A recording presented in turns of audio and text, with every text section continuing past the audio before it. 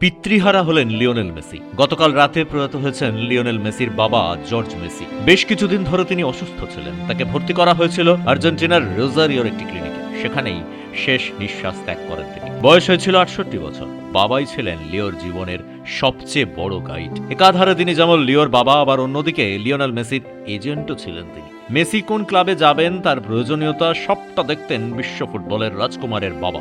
ছোটবেলায় Lionel Messi এক বিরল রোগে আক্রান্ত হয়েছিলেন।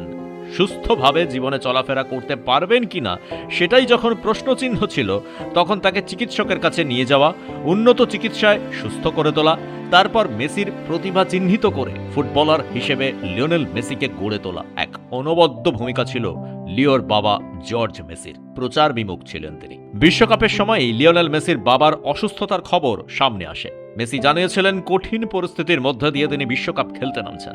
অনেকেই জানতেও পারেননি তার বাবার অসুস্থতার কথা। আজ লিওনেল মেসি পিতৃহারা। ফুটবল জগৎ সমবেদনা জানিয়েছে বিশ্ব ফুটবলের রাজকুমার ও তার পরিবারকে। ব্যুরো রিপোর্ট, পূবের কলম ডিজিটাল।